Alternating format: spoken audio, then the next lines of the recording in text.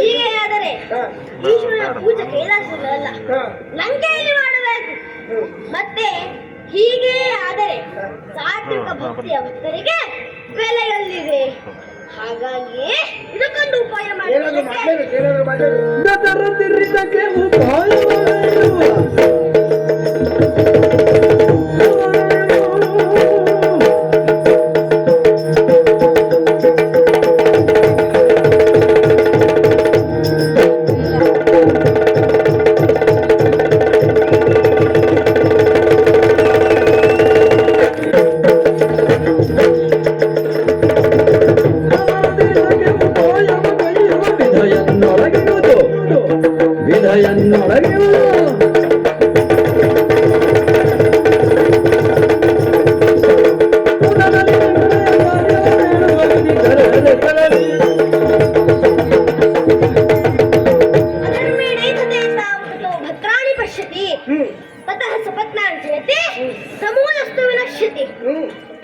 ಕೆಲವು ಸಲ ಅಧರ್ಮದಿಂದ ಬಹಳ ಏಳಿಗೆಯನ್ನು ಹೊಂದಿರುತ್ತಾರೆ, ಸುಖವನ್ನು ಕಾಣುತ್ತಾರೆ, ವಿರೋಧಿಗಳನ್ನು ಬೇರಿಸುತ್ತಾರೆ.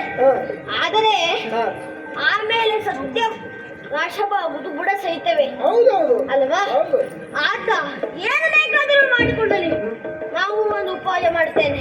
ಈಗ ಹೊರಟಿದ್ದಾನೆ, ಇನ್ನು ಮುಟ್ಲಿಲ್ಲಲ್ವಾ? ಆತ ಲಂಕೆಗೆ ತಲುಪಬಾರದು.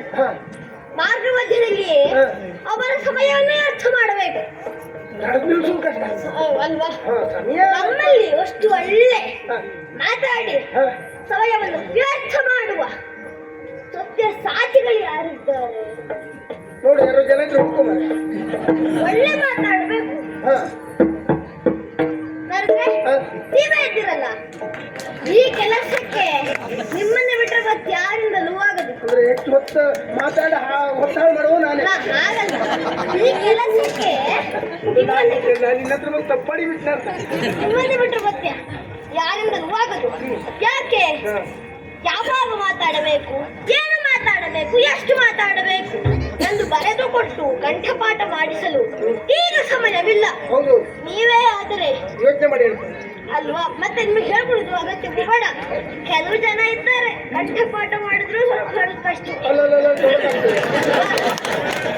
ನೀವೇ ಆದರೆ ತಲೆಬಿಸೆಯೂ ಇಲ್ಲ. ಯಾಕೆ?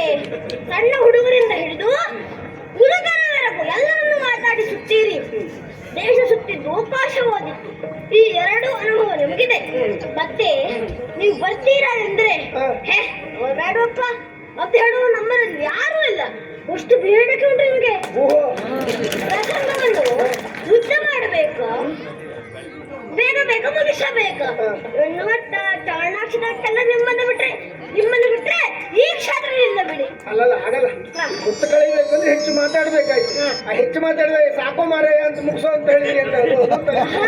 ಯಾಕೆ ನೀವು ಮಾತಾಡ್ತೀರಾ ಅಂದ್ರೆ ಸಾಕಪ್ಪ, ಏನು ಎಷ್ಟೊತ್ತು ಮಾತಾಡ್ತಾ ಇದ್ದೇವೆ ಅಂತ ಹೇಳುವರಿಲ್ಲ. ಅದಕ್ಕೂ ಬೇಡಿಕೆ ಪ್ರಶ್ನೆ ಇಲ್ಲ. ಹಾಗಾಗಿ ನೀವೇ ಅವನಲ್ಲಿ ಹೋಗ್ಬೇಕು.